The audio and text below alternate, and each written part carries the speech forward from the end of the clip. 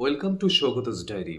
অনেকে জানতে চেয়েছেন যে অথরাইজেশন লেটার কিভাবে লিখতে হয়, তার ফরম্যাটটা কি হবে এই বিষয়ে। ভেরিফিকেশন যেহেতু শুরু হয়ে গিয়েছে এবং অনেকেই সশরীরে মানে ফিজিক্যালি সেখানে যেতে পারছেন না, তাই তাদের জন্য অথরাইজেশন লেটার সম্পর্কে এখানে একটা টোটাল ফরম্যাট দিয়ে দিচ্ছি। আপনারা এটাকে ফলো করতে পারেন।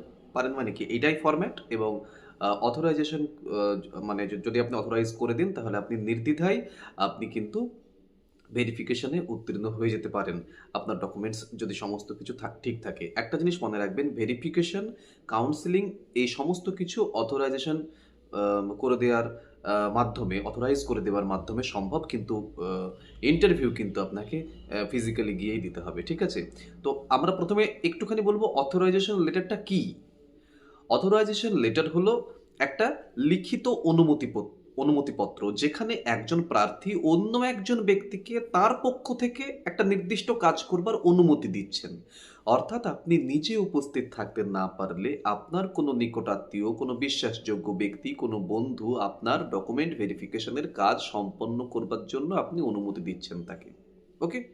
এবার আমার অথরাইজেশন লেটারটির যে নমুনা, যে স্যাম্পল, সেটা আমরা দেখে নেব। ওকে? অথরাইজেশন লেটার যে ফরম্যাট যেটি, তাহলে প্রথমে কি লিখবেন, টু দ্য কনসার্ন অথরিটি, যেটি West Bengal school service commission. এবার সাবজেক্ট দেবেন।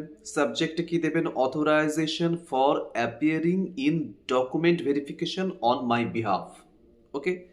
এবার ফরম্যাটটা কি করে শুরু করবেন, respected sir or madam, I বলে আপনার সম্পূর্ণ নাম, সন অর ডটার অফ বলে আপনার প্যারেন্টসের নাম, পিতা বা মাতার নাম, a candidate of SLST to recruitment process bearing application ID, roll number, এই hereby authorise Mr or Mrs বলে যাকে পাঠাচ্ছেন তার নাম, to appear and complete the document verification process on my behalf.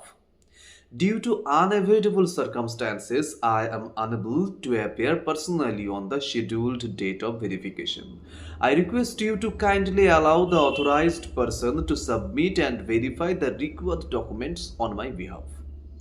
এবার details of authorised person. Authorised person যাকে পাঠাচ্ছেন তার ডিটেল দিতে হবে, নেম, রিলেশনশিপ উইথ ক্যান্ডিডেট, তার মোবাইল নাম্বার, এগুলো।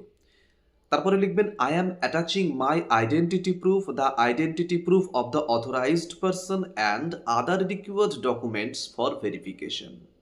I shall remain responsible for all the information and documents submitted during the verification process. Thanking you, yours faithfully. আপনার নিজের নাম লিখছেন। ওকে, এই তো ঘটনা। নিজের নাম লিখুন, তারপরে অ্যাপ্লিকেশন আইডি, রোল নম্বর দিন, মোবাইল নাম্বার দিন, ডেট দিন। ওকে? অথরাইজেশন লেটার লেখার সময় কয়েকটি বিষয় খুব ভালো করে গুরুত্ব দেবেন। নিজের নাম, অ্যাপ্লিকেশন আইডি, রোল নাম্বার সঠিকভাবে লিখবেন প্রথমত। ২ নম্বর, যাকে আপনি অথরাইজ করে দিচ্ছেন, মানে অথরাইজেশনের জন্য পাঠাচ্ছেন যাকে, তার সম্পূর্ণ নাম পরিচয় পরিষ্কারভাবে উল্লেখ করবেন। নিজের এবং প্রতিনিধির, মানে যাকে পাঠাচ্ছেন তার আইডেন্টিটি প্রুফের কপি একদম ঠিকঠাক করে রাখতে বলবেন তাকে। অথরাইজেশন লেটারে নিজের স্বাক্ষর অবশ্যই থাকতে হবে। যে কারণে আপনি নিজে যেতে পারছেন না সেটি সংক্ষেপে উল্লেখ করবেন। পারলে তার একটা কপিও দিয়ে দিবেন। যদি মেডিকেল ব্যাকগ্রাউন্ড হয় কিছু, তাহলে তারও একটা অ্যাটাচমেন্ট দিয়ে দিবেন। ওকে? অনেকেই জিজ্ঞাসা করেছিলেন যে অথরাইজেশন কি করে করতে হয়। আজকের ভিডিওটিতে সেটি আশা করি ক্লিয়ার হলো। ভিডিওটি ভালো লেগে থাকলে লাইক করবে, কমেন্ট করবে এবং অবশ্যই বন্ধু-বান্ধবদের সঙ্গে শেয়ার করবে যাদের দরকার অথরাইজেশন লেটার, এবং অবশ্যই চ্যানেলটিকে সাবস্ক্রাইব করে পাশে থাকবে। ভালো থাকো, দেখা হচ্ছে পরের ভিডিওতে খুব তাড়াতাড়ি।